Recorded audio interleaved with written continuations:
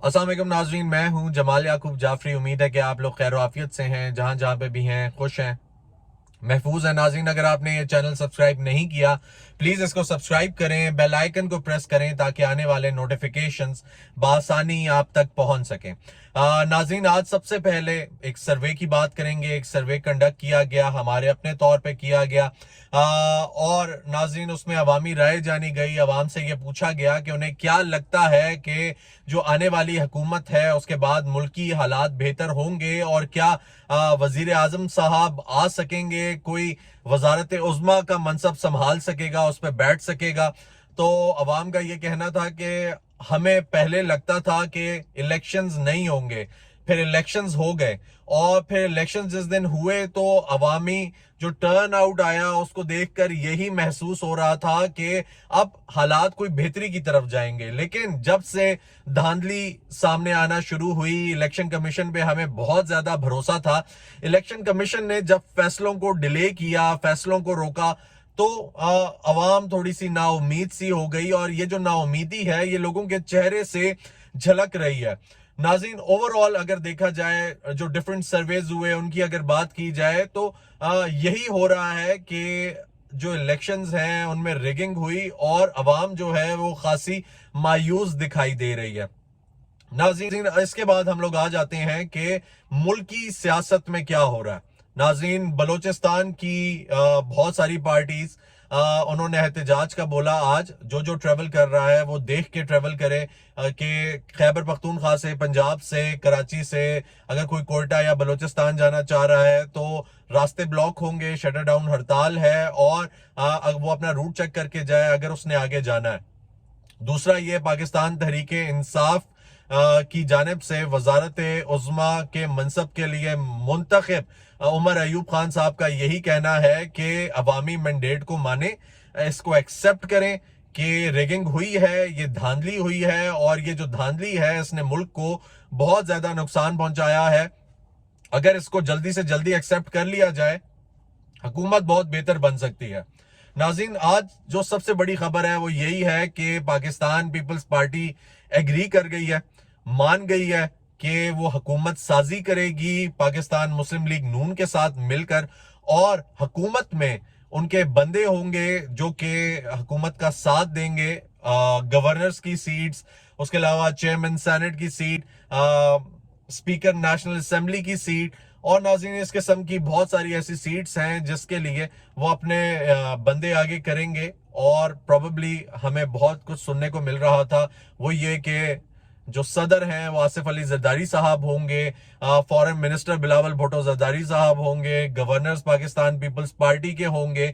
ये अफवाहें भी गर्दिश कर रही हैं कि जो अभी care taker chief minister Punjab है मोहसिन नकवी साहब, ये गवर्नर पंजाब होंगे।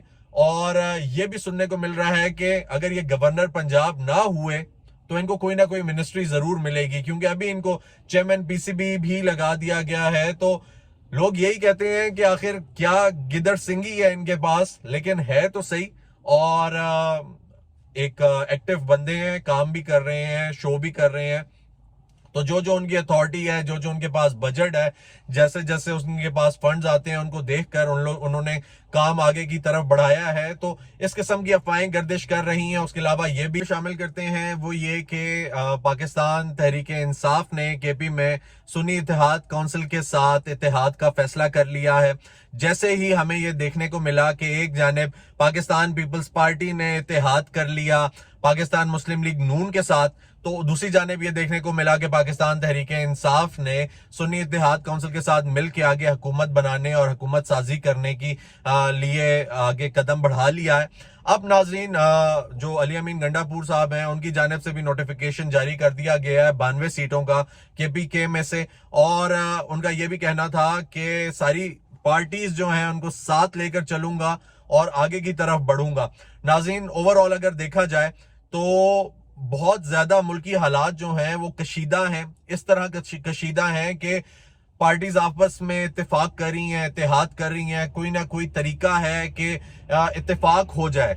जमात इस्लामी के जो अमीर हैं सिराजुल हक साहब, उनका ये कहना था कि باقی پوری دنیا میں جب انتخابات آتے ہیں تو حالات بہتر ہوتے ہیں، اچھے ہو جاتے ہیں، سازگار ہو جاتے ہیں، لیکن جب پاکستان میں آتے ہیں الیکشنز تو انتشار پھیلتا ہے، بدمزگی پھیلتی ہے، لوگ ایک دوسرے کی ٹانگ کھینچنے لگ جاتے ہیں۔